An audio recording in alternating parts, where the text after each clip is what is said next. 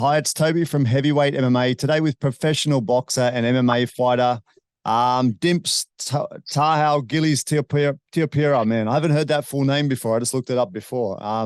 Talk to us about your background and where you're from, bro, with their names.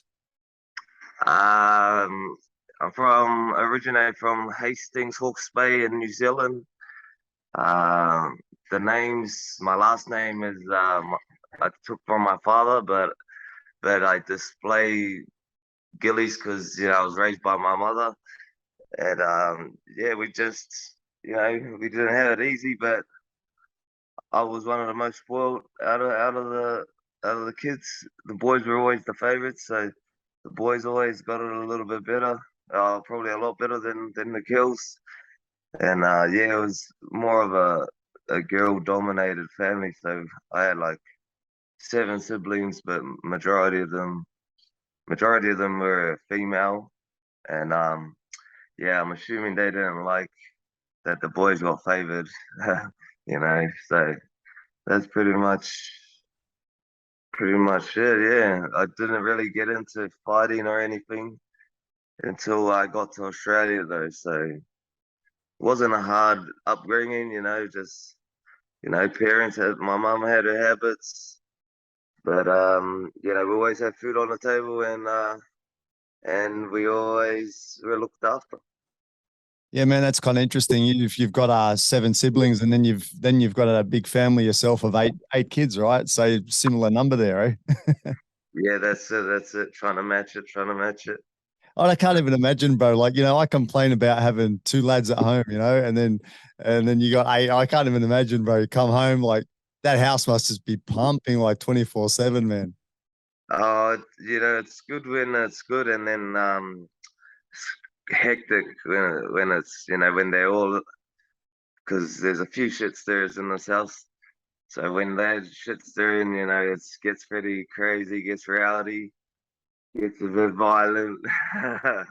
That's it, But man. it's all love, and me and my sister used to fight all the time because she was always the one that be left with me, and she was 2 years older than me. So before I got big enough to be able to do something, she was always making my life hell. Yeah. But we ended up growing the closest as we got older and you know matured. That's it, man. Hey, bro, this speaking of brothers and sisters and likenesses and that, bro, has anyone ever said to you look a bit like Eugene Behrman when he was younger? I want to show you. I want to show you a picture, bro, while we're here. I just was looking last night and I just made a quick picture up. Can you see that, bro? Nah, I You can't can't see it. you can't see the picture? Oh shit. Nah. Oh no, hang on one second, it's coming up. There we go. Can you see that one? Can you see a picture now? Yeah. Look at that, man. Oh, That's you on the right. The two on the right are I you, and the thought two they on the were left are all. Eugene. They look fucking, in some way, if you were at a distance, you might think you were the same fighter. Look at the bottom, bro. Like, I think it's more Oh, about the haircut and shit, but both on the left. yeah, that's Oh, Eugene on the left. before I thought they were all me, and you just showed me a photo of me just then. That's it, bro. So there you go. You could be like him, eh? That's crazy. That's crazy. Yeah, bro. Have you I'm a back? rip. You're back to the normal view now, right? Yeah. Back to the Yeah. normal. Cool. I haven't shared before on one of these, but I had to do that because I was thinking, man, you remind me a bit of him, but I think it is the haircut, eh? Anyway, not a bad guy to be compared to. He's That's doing all bloody eyes well. too. We got those. They're not like identical, but they sort of like have that. I don't know. They're biggish and like I don't know. It's hard to explain, but yeah, I see the comparisons there. That's it, bro. Hey, man, on that last interview I mentioned I was listening to. You were talking about the payment for the fights and how it's just not really where you'd like it to be, bro. And it's a hard thing, bro. Like that, the fights that you put on, like you're in grueling fights, man, wars and that, and you mentioned that you'd be happy to be getting like a couple of grand for these fights. The scene in Australia is not so good, right, for trying to earn a dollar. Yeah, it's not the greatest. Depends. I guess it depends who you deal with. Sometimes it's not who you know, it's what you know, or sometimes not what you know, it's who you know. It's one or the other. But I just feel like me personally, I I don't I just straight in there, straight from the starting bell, straight from the first second. I'm on the firing zone. I'm I'm a performer, and I like to give people their money's worth when they come pay, because they pay good money to come watch. And even though majority of them don't come to see me, it's still good money out of their pocket. They come to watch the event. So, it's not anything that I do that's for them. I do it for me, but they benefit from it. So in my head, I'm a performer, and I think if you perform and you put your body on the line and your health on the line, you know, you shouldn't even have to ask for a decent paycheck. If you get fight of the nights and knockout of the nights and submissions of the nights, and it's on a consistent basis, I think that sells itself. And it's out of there's usually 12 fights on a card, which means there's 24 fighters, and out of 22 of those fighters, and out of 11 of those fights, you're the one person that gets that bonus. So it tells a lot when you do win those incentives. So if you consistently keep doing it,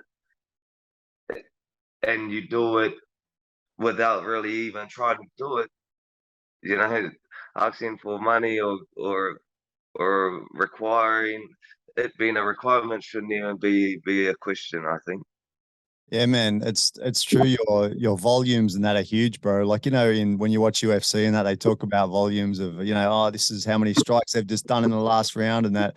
And obviously some of the Oz promotions aren't at that high level that they can pay for someone to sit there and count punches and Yeah, shit. of But course. if they did, bro, you'd be up there with the best, bro. I reckon that pace, like talking again about your last fight, which you talk about in a few interviews, but the pace you put on there, bro, the amount of punches, the volume in there must be huge. It must be comparable with anyone that has a high work rate like Holloway or someone, bro. It was massive. He's kept smacking them out there. Yeah, it's cause I have that style where I'm like constantly in their face. So you can't have someone, especially in the cage when you're locked in it or the ring, you can't have someone that's constantly in your face without having to try to make them feel like they need to get out of your bubble or like take a step back or let you breathe.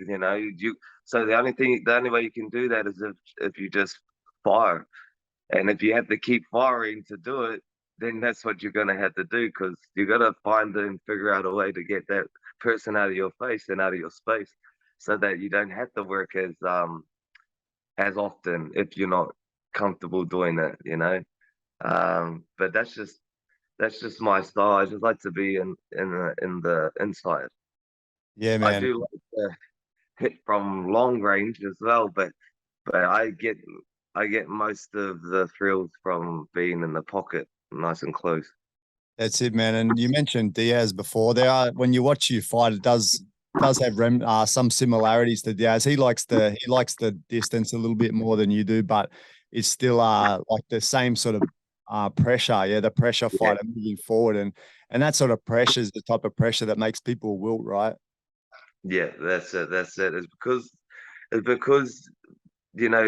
lot of people, especially in MMA, you watch them like use the first round to sort of build out process in the first round.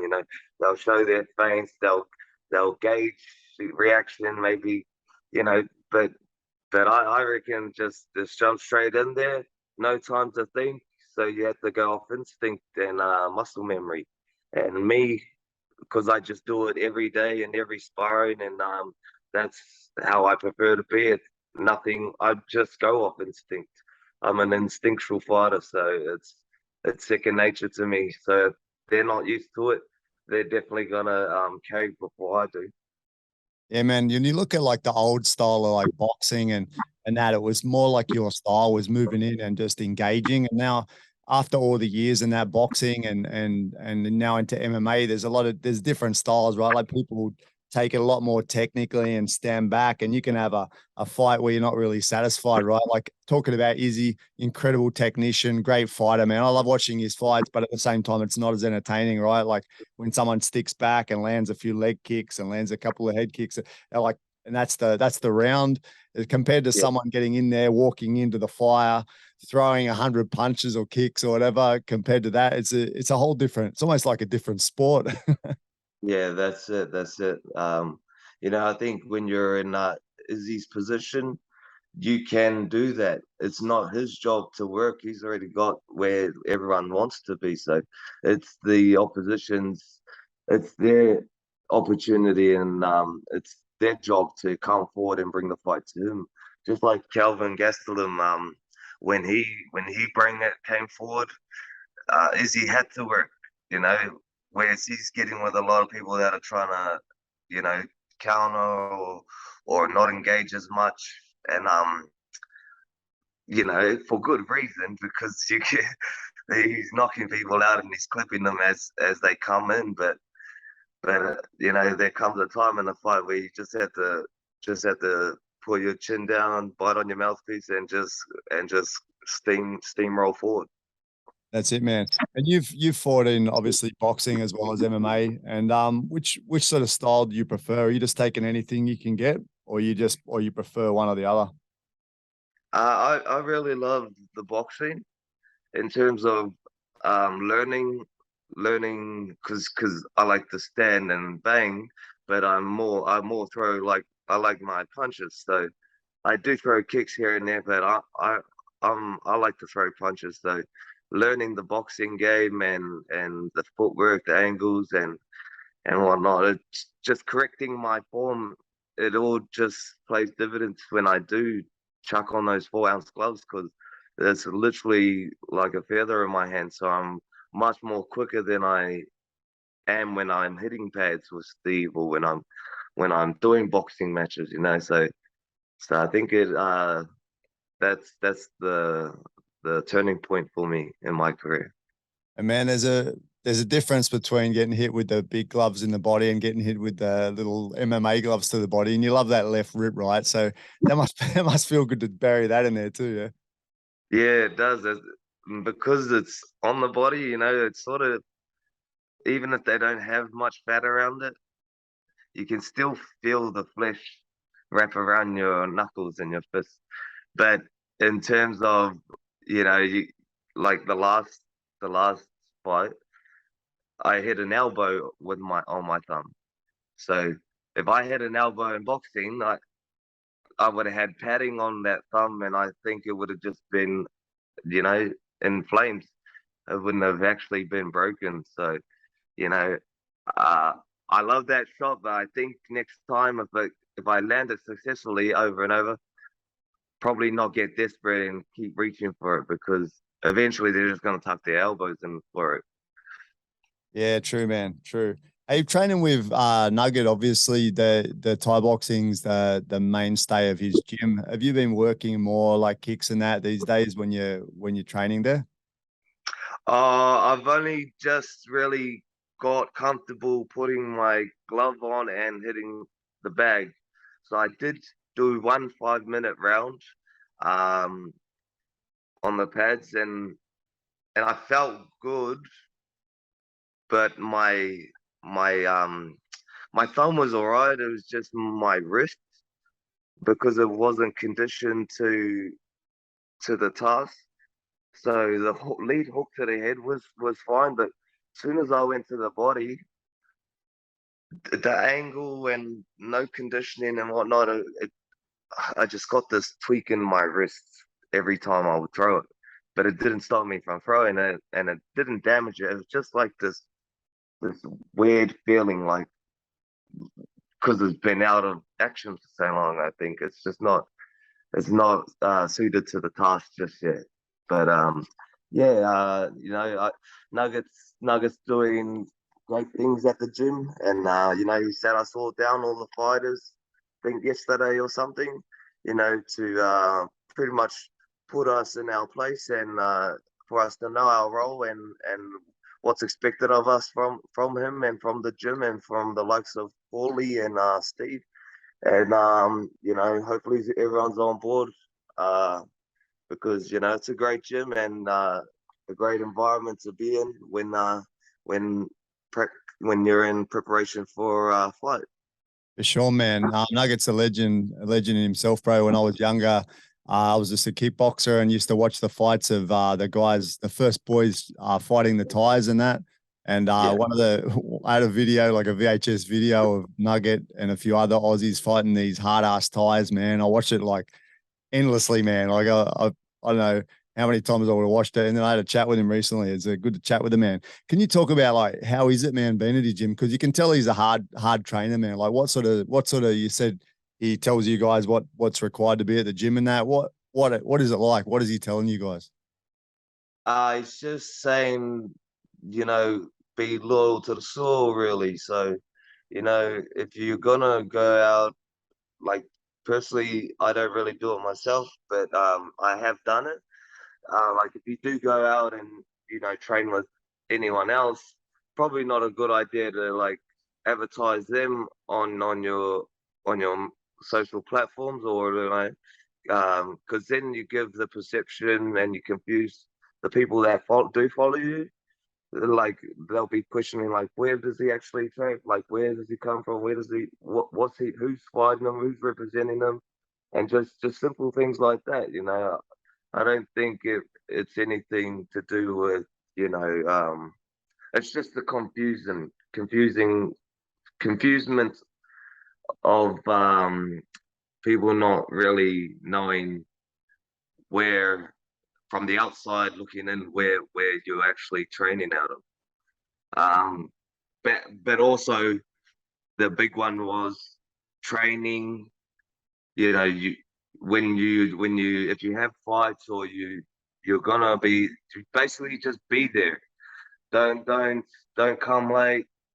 Don't just expect to hit pads or if there are people there before you or there are people that done the warm ups and whatnot, don't think you're gonna get in front of the line because you know that's just not how it works. There's a system and it works, and I think we just need to remember that sometimes, and remember that they're all doing their best to make sure that we get what we need in order to get where we want.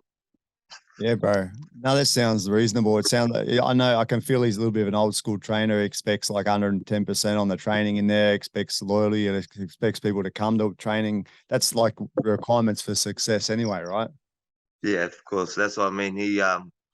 He's just it's tough love, so he's just looking out for us. He's trying to he's trying to something we should already know.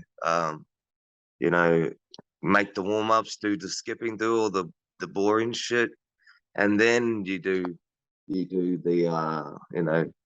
good stuff, the fun stuff, the stuff we expect. And he can still take a body shot from the look of it. Had the little fella there punching him in the body in those clips on Insta. You see that? Yeah, he's got the iron gut, I think, because I don't think I'll be able to take those shots. But I say it, but I actually don't think I'll be able to take those shots. That's it, bro. Hey man, to take it back to your start and everything, bro. What was it that kicked it off, man? Like how did you even start? Were you just like it was just part of your culture back in New Zealand, a bit of fighting and that, or how did you kick off, man? I did this free trial at a kickboxing gym in Flaxmere Community Centre, and I really loved it. I was learning quick. I picked up the techniques really quickly. But at that time, I was smoking a bit of green at that time, and I was spending my bus fare on it. And then when I did reach out to my mum and say I wanted to do this, because I don't think she actually thought it would get spent on what I was saying it would have been spent on. But otherwise, my journey started about 8 years ago. I was just training and I lost a lot of weight, and I only fought once twice in one night actually, one boxing, one kickboxing. And I knew it was something I wanted to do, but I fell off the wagon, and then I sort of just kick, got back into it. But I'd done it. I wasn't ready, so I just jumped into it because I had nothing else going in my life. I was crippled by my partner's anxiety. It made it hard to get anywhere, to do anything, to keep a stable job. So I was just doing it just to. It was an outlet for me. So all the frustrations that I had, it was just something for me to deal with and cope with my life. But as I progressed, I seen that I had an act for it. So I invested in it a little bit more. I took it a bit more seriously, and bit by bit, that all led me to NTG to really separate myself from the competition, because at that time I was sort of leveled with them. I was sort of at their level, but now I'm looking to just become, uh, levels above. Yeah, bro. And talking about levels and that, bro, obviously you're high level striker, bro. What about the whole wrestling side and the grappling side, man? I saw Nuggets got the wrestling mats and everything there. Are you training that extent just at that gym, or do you go anywhere else? Obviously, you're not supposed to talk about it too much, but it's a completely different style, right? So kind of different. When I started there, and before they had the mats, I was going to my bro's gym maybe once a Friday every fortnight or something, just to get some.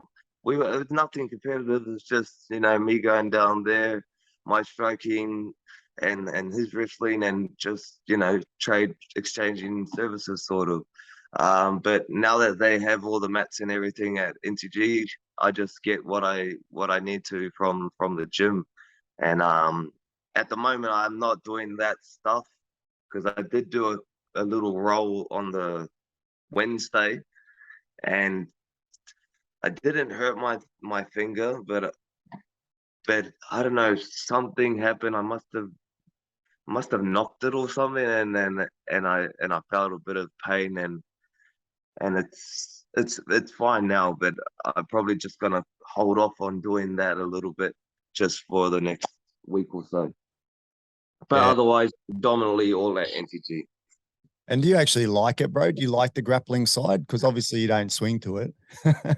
Nah, I love training it. I love doing it. I love the grappling. I just know, as from my perspective, when I do watch fights, especially live, and my ass is in the seat and I'm cage side, I'm the first person to yell, "Stand him up, ref!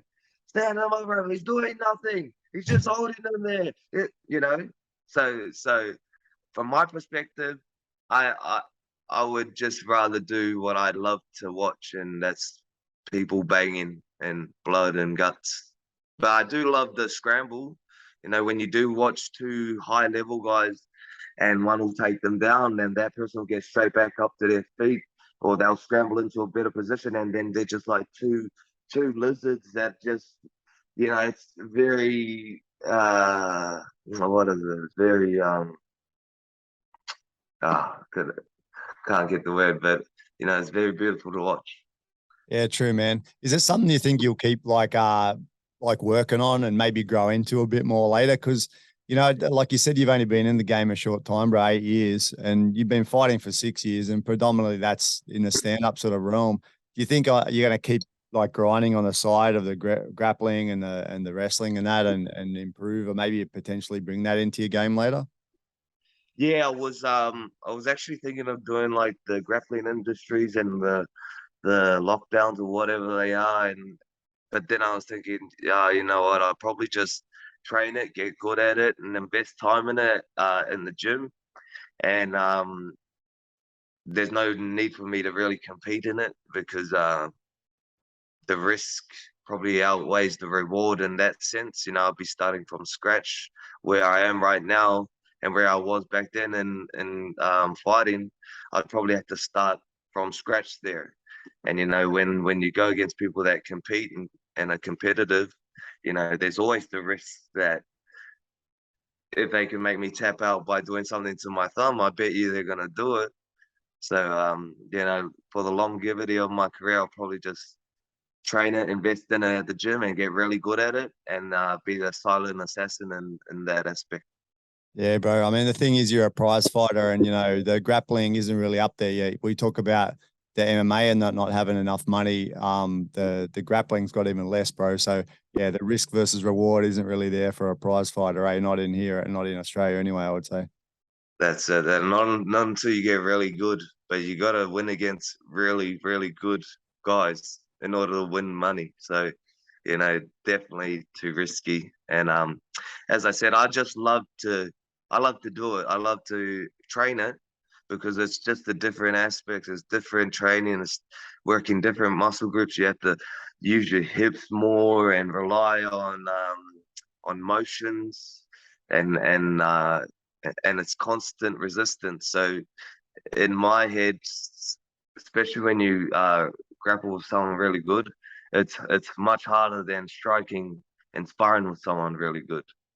Yeah, bro. And you actually look like you kind of don't mind working in the clinch too, right? Like, so the clinch against the cage seems like a position you kind of enjoy and something you could work on a little bit more, eh? Like probably more so than doing submissions and on the ground. So scramble and cage work, eh? Probably suit your style more than anything, yeah. Yeah, for sure. I'm gonna incorporate that into my next fight, because I like to be in close. So why not, you know, tie up and start doing a bit of dirty boxing, you know, throw some elbows while I'm in Yeah. there. Yeah.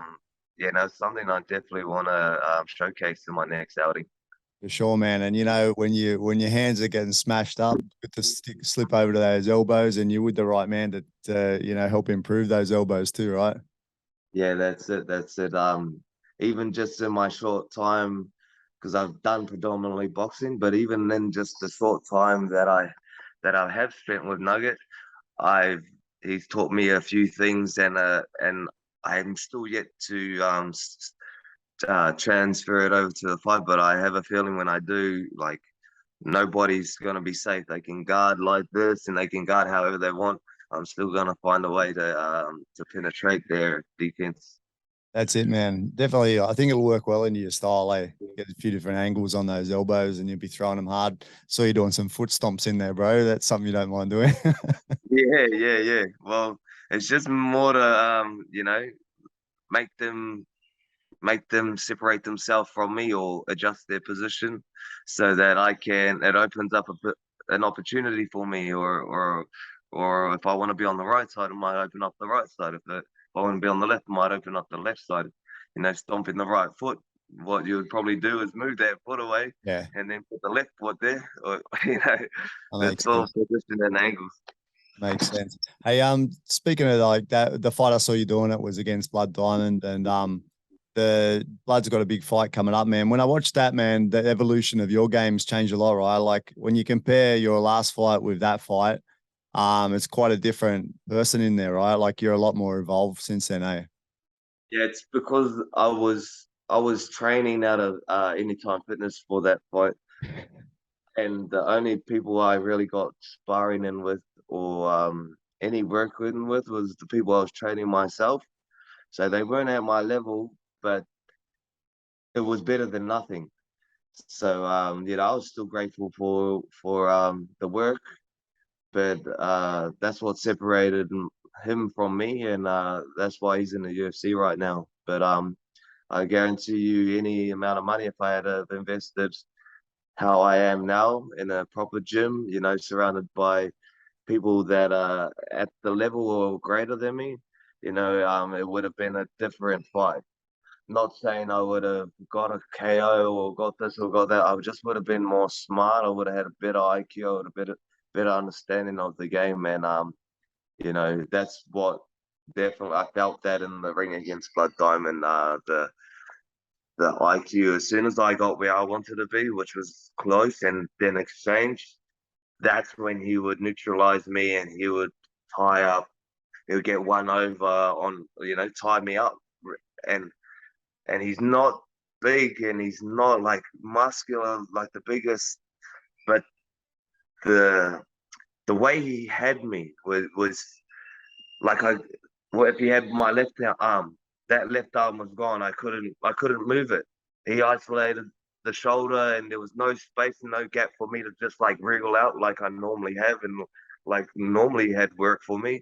So that's why I felt the need to just take him to the cage, stomp his feet, and do whatever I could so that he let go of my shoulder, so that it created space for me to separate myself from him. Man, and you showed like something that you can see in all your fights. When you look closely, man, you get hit, but you don't get cleanly hit because your head is always moving, man. And in that fight with Blood, your evasion was there. You like those kicks, man. I think I wouldn't have seen a few of them coming, and I would have got iced because he's throwing everything from weird angles, right? And but you still managed to evade really well. Of course, you can't move your body out of the way of shot so easy, so you copped a few in the body. But a few of those head kicks and that you evaded quite easily, right? But yeah, they were awkward kicks. So just a testament to your head movement, yeah. That's it. I have an eye, and I've always had it where I can see it coming. I Yeah. can see it just at the even if it's at the last second, I can see it and just do enough to get it to evade it. But I was watching a few of his fights prior, and I did see the weirdness. He would drop. I don't know. It's just hard to explain. He'll drop his head down here, and you make you think, oh yeah, there's his head, but then his shin will come following his head dropping, to just. So I already had an eye for his tricks, but he still managed to be crafty and hard to read. He did get me with one teep to the body, and it was the only time in my career since competing where I had a split second thought to you know how people hold their body and they're like, ah, that was the first time ever in my career where I thought those thoughts to the point where I was going to cave in and show weakness. But it was only a split second thought, and shortly after that, it was like a split second after that, I came forward. Because if you back up, especially for someone that's known to come forward, if I started backing up, he knew something was up. He knew the kick landed good, and he would have smelt blood and came forward, and that's where he would have had most of his success. Striking is coming forward opposed to on the back foot. Yeah, bro. Well, this is a guy that's had like 100 odd fights through mostly in the China scene, working on, some sort of weekly sort of roster where they fight heaps, man. So, to be able to perform with him and, get through the fight and do pretty well. And then now, like you said, you'd be much more competitive with him. So, that's reaching a decent level, bro. A lot less experience competing against a guy who's a veteran. He's fighting this weekend. I hope he does better than his first fight over there. His whole team was obviously disappointed with that one, so let's hope he does better this weekend, eh? I have full faith in him that he's going to come out with the win this time, and he won't make the same mistakes. And that trip on the cage was definitely a big break in his tempo. So I have a feeling he's going to come out and do his team proud this time. If he can not get too caught up in the wrestling approach, because this guy's a wrestler, obviously the guy's going to try and wrestle him. If he can keep it a bit of distance, get through that first round, I think just those fucking weird timing and angles and that, he could potentially make someone look really fucking bad, man. And that guy's a real standard. You get your standard fighters that have the same rhythm, that basic rhythm, that guy's like that with his punching and that. He's a real, you can understand everything he's going to do. That's the hooks and everything kind of clean, basic style, basic tempo, and him coming up against Bloods, if they do stand up, he's fucked because he's going to get just taken apart by these weird angles and weird timing in that. Yeah, that's it. Nah, yeah, Blood's very tricky and hard to read, hard to mirror. So, I think if he plays it right, he's gonna come away with an easy win. As you said, his opponent's got basics sorted, and sometimes the basics is all you need to set up what he's good at. But against someone like Blood Diamond, I don't see it. I don't see it working. True, man. So you're with NTG now. Before that, I heard did you have your own gym or something? Body Shot MMA. What happened to that one? Yeah, that was just that was an alias at the start. So that was when I how I said I started my career and I wasn't doing it properly, and I wasn't doing this. That was just a name. Before it was a gym, it was just a name that I put on as a gym to represent. And then I sort of turned it into a brand and into a gym. And it just what went wrong is I went commercial. And what went wrong is shortly after going commercial was COVID hit. But even then, I wasn't really business. I don't have a business sense. So even then, I didn't even want to go commercial. I wanted to keep it how it was because I was happy with it. But you know, my partner kept pushing, and as she does, she got what she wanted, and we paid the price for it. So you know, it was just a burden. It was more burden than anything at the end of it. So, you know, it probably was a good thing because it's probably what pushed me to go to a gym like NTG. You know, being being held back pretty much for like 2, 3 years. If I had invested that time at NTG and in myself, I would have been in the UFC by now, easy. Yeah, bro. And you'd be a crowd favorite too, bro. Hey, I talked to Rocky before and he talked about a few of those extra things that people do, you know, the way training and those little 1% things people do these days to kind of improve, like focusing on strength and conditioning, diet, rest and recovery, all this shit. You don't strike me as the type of guy that really want to do all that shit. Is that something you do, or you focus on the just the core stuff? For me personally, the only thing really I do is like out of the gym and on my own accord is like I do heaps of running. I make sure I'm in shape. I get my weight down. You know, the diet, I definitely get the diet on board. So basically, for my diet, I just have no sugars, no junk food. Um, and I would say limit my carbs, but if I need to lose weight fast, I would just cut carbs out completely. But majority of what I do, that 1% to make me 1% better outside of the gym is a lot of running, and that's about all I can think of. Hey, I would incorporate everything like what Rocky does, though. were you saying that you do the long runs, or was that someone else I was listening to? Was that you saying that you like to do the longer sort of runs? No. I'm only sticking around the 7K mark, and I just try to do that like 4 times a week usually. That's But like a when I'm slow run though, eh? Like a slow run or a fast run yeah, too. it'd be like 5 minutes and 40 seconds or 5 minutes 30 every K Yeah, on the average. But yeah, if I'm feeling generous, I do a 10K. But yeah, I only done long runs when I seen the likes of Ricky putting in 20Ks and this many Ks. And, you know, in my head, I was thinking, fuck, if he can do it, I'm going to do 10K. Or I'm going to try to do this or try to do 20K. But the max I've ever done was like 16.4 or something. yeah, And it was an unpleasant experience. yeah, bro. Like you got like a lot of people now with all the science in it saying that you shouldn't do those long sort of runs, that you should focus on sprinting and all that. What do you think about that? Because I always reckon that the long distance run does something else. I don't know what it is, man. Maybe it's about grit and determination and that, but it doesn't necessarily translate to fighting people. So Sprints definitely probably the better because it's explosive. It's more, it's less strain on the body because it's not done over a longer period of time. It's just in short bursts. And as a fighter or as any sort of competitor, you sort of want to be explosive. But I do the runs mainly because one, it smashes my weight, especially if I do a fasted cardio, smashes my weight on the scales. And I love the breathing. You have to find a breathing pattern. You know, it's sort of my form of meditating. So people do their sit on the ground and do their cross their legs and do their meditating, but that's my meditating. Being out there running, finding my breathing, and you know, that's what most people's problem is.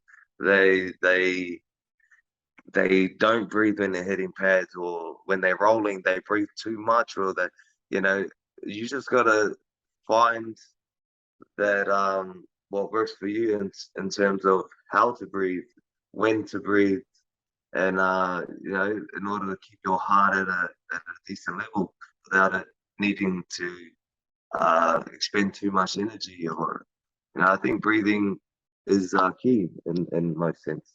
That's true, man. It's a big thing they're working on now. There's a guy called Dave Wood who I interviewed before too. He helps Israel and all those guys over there. And heaps of breathing exercises, man. They work in the pools and everything. I don't know enough about it, but yeah, if you ever want to listen to something about breathing, man, he seems to be the man. Yeah. Bro, I was just thinking about you're talking. I was just thinking about you were saying about pad work and bag work and that, bro. And when I watch you on the bag, bro, you actually look better when you're in the ring, which is there's not everyone's like that, right? A lot of people look great on the bag, look great on the pads, and they get into fight and they look like a percentage of that person. You're the other way around, bro. You look better in the ring than you do on the bag. Has anyone ever said that to you before? It's because I love, like, I do like to hit the bag and stuff, but I really love to spar. Like, if I could just spar and that was the only form of training I got in preparation for a fight, like, I would do it. But, that's not good for the brain. And, the brain's the main function for everything. So, but it's because I'm just natural in there. It's, people get the butterflies and everything. I'm just sort of just me in there. So I see things clearly. I'm in the moment, and I know what I'm there to do. There's no, even when the pressure is on me, I never feel the pressure is on me. It's still like a natural, neutral feeling being in there. Yeah, that's cool, bro. Hey, man, I've just got 10 quick questions, if that's all right, bro. Just like shortish answers, all right. Don't go too much detail. Number one, is the life of a prize fighter difficult? Definitely starting off, it's hard. But just stick to it if you have a passion and love for it, and it'll all pay off at the end of the day. Cool. What emotions do you feel on fight day? No emotions. It's just a normal day. If I have my kids there, just a natural, normal day. Loving father until it's time to be locked in the cage and turn into an animal. Bro, what is the optimum healthy diet for you? Um, Healthy. Chicken shish. For breakfast, lunch, and dinner, and maybe a kombucha in between each meal. Cool, bro. What's your favorite positive sort of mantra, bro? Some sort of statement you repeat like to yourself or whatever. Go hard or go home. Any advice for anyone that wants to be a prize fighter? Um, Commit. Show up, and don't cut corners, because you're just gonna cheat yourself, and in return cheat your gym of the level you can reach. And it's not fair for anybody. So if you're gonna do it 100%. Don't half-ass it. That's it, bro. What's the worst injury you've ever received? Just my thumb is probably the only. It's my first broken bone, and you know, and the worst part of my fighting career. Like, man, you were in pain, man. That end of that fight, like you look like so much in pain, eh? Just suddenly came on after the fight, right? It, I felt pain when I was landing punches in the third round, but I think it was more that my hand was strapped and wrapped to fit my normal sized hand. So when it was like probably twice the size, I think it was just being suffocated. Yeah. So after the Pressure, fight, yeah. when the blood wasn't pumping and rushing, and I actually had time to settle, it the first thing I needed was the gloves off, and then I would have been better. But I had to hold them. I had to keep them on for a little longer than I probably wanted. Yeah, bro, I understand. What's the most wacky martial art you've ever tried? It's not that I've like trained it or tried it, but capoeira. watching Eddie off Tekin, I'm gonna try and like incorporate some of that movement because no wrestler will be able to shoot for a takedown because you're just always on an angle. You're hard to read, hard to you commit to. Bro, have you ever watched any of those old Valatudo fights and that from Brazil, bro? They sometimes had some capoeira guys in there. They move a bit like that, eh? It's interesting. Back in the Yeah, day. I've seen one or two. Yeah. Couple of wacky questions to finish. If you were shipwrecked on an island, all your human needs like food and water, etc., were taken care of, what two items would you want to have with you? Probably a machete and some good shoes.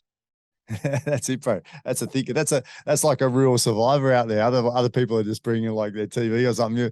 You're bringing like survival shit, bro. Did you do hunting or anything like that back in New Zealand? No, No. no. I I, thought you might have. I I was like a tag along for when I'd go to my papa's. He would take me because that's how he had to eat. You know, Yeah, that's how he fed his dogs. yeah, For them to eat, they had to catch something. yeah. So so I'll just drag on. But I never was like I was always having to be told to be quiet, and I was always making noise, and I was young and dumb. But I would love to do it. I just don't have the heart to, probably kill it myself. Hey, bro, on that on New Zealand quickly. You said Hawke's Bay. Is that where you said you're from? Yeah, Hawke's Bay, Hastings / Flaxmere is my origins. I don't know much about New Zealand. Is that close to Bay of Plenty at all? Because when I looked up your name, the Tiapira name, I saw that the majority was Bay of Plenty out of interest. All I know is my father's from Gisborne, and all my Mm. siblings on my father's side are around that way. Yeah, But I don't think Bay of Plenty is close to Hawke's Bay. But I'm really shocking in terms of like places and locations. yeah, So yeah, like it took me a while to learn that I was from the North Island. yeah, So yeah. Fair enough, bro. If someone like road rages you, pulls over the car, two boys jump out, what do you do? uh, you know, um, I'm really I'm this and that in the cage, but out in the real life, I just wanna be known as how I come across. So I don't want people to know I'm a fighter to think this of me, think that way of me. And there's only a very few things you could do to me to make me attack you on spot. And that is probably put your hands on my kids or disrespect my family. But other than that, when it comes to me, I got thick skin, and I can be the bigger man and walk away and look like a bitch because I can do that. You can't trust. I can't. I do what I do savagely in a sanctioned area. I can't trust the the outside world. I can't trust what could happen because it's not a sanctioned event. So if I have to be a bitch and I have to turn away, but I would say this: if someone needs my help, I'm the first one to jump in and and offer a hand. Doesn't mean I'm gonna come in swinging. I'm just gonna be there to be like, no, no, neutral, Yeah, natural. And if I have to put my hands on someone, I'll put my hands on someone. fair enough, bro. Um, if you're in a bar fight, what three fighters would you be your ideal backup? We'll go Chuck Liddell, my favorite fighter. I'll go Khabib. Might need a rest on wrestling. And I'll probably go Izzy and Alexander because why not? It's both to the top of the food chain. Both gonna take out a whole pub if they need to. That's cool, man. I met Chuck Liddell quickly over here. I'm in China at the moment, so yeah, I met him over here when they had a UFC event here. Cool dude. Hey, Yeah. bro. Last question is this: what's your plans for 2022 in the future, bro? Are you looking to try and fight overseas? What's your plans? I like to keep it close. I like to keep it convenient, but I would love to eventually when I can separate myself from my family without feeling like I need to be close enough. I would like to do that, but otherwise, my mum's nagging me to come home, and I'd love to be there back on home soil. just around my family and have my kids, people to look up to, and cousins and 1,000 other family members to be that they can trust in and hang out with. Yeah, cool. All right, bro. Well, thanks so much for your time, eh? It's good to chat with you. Definitely be supporting you and watching your fights in the future. Yeah, bro. So good luck for the year and in the future. Cheers, brother. Thanks for the interview and thanks for the time. I appreciate it. Sorry it took so long to actually get back to that last message. I didn't even really remember until you reminded me. But I'm glad to have done this, and appreciate your time. Cheers, bro. No, it's fine. Thanks, bro. All right. I'll Cheers. chat to Have you a again in good the one, future. bro. Thanks, bro.